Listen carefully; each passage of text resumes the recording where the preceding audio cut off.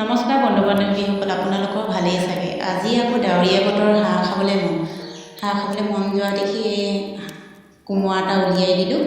কোমোৰাটো ল'ৰাটো আইতাক পাতিছে, লগতে মই কেৰাহীখন পাতি ল'লোঁ, তেল দি ল'লোঁ। তেল দিয়াৰ পিছত এতিয়া পিঁয়াজ দিছোঁ, মা মছলাখিনি যোগাৰ কৰি লৈছোঁ। যোগাৰ কৰি এতিয়া আকৌ ৰচুন আদা অকণমান দি লৈছোঁ, ৰেড চিলি আৰু মিট,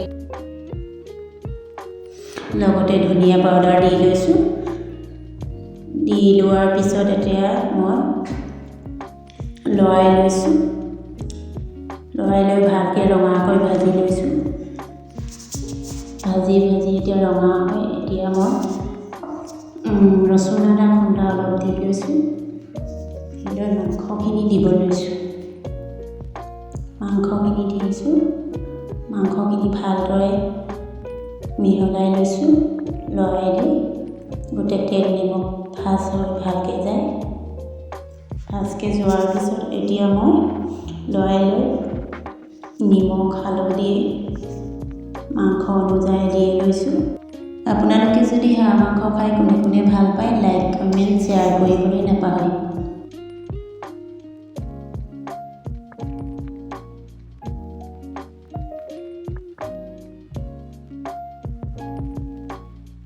এতিয়া মই নিমখ হালধি দি লৰাই লৈছোঁ ভালকৈ মিহলোৱাকৈ।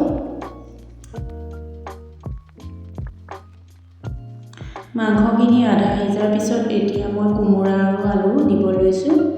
কোমোৰা আলু ভালকৈ দি এতিয়া লৰাই লওঁ। ঢাকনখন দি লৈছোঁ। আপোনালোকে যদি ভিডিঅ'টো চাই ভাল লাগে, লাইক কমেণ্ট কৰিব। আজিৰ ভিডিঅ' ইমান।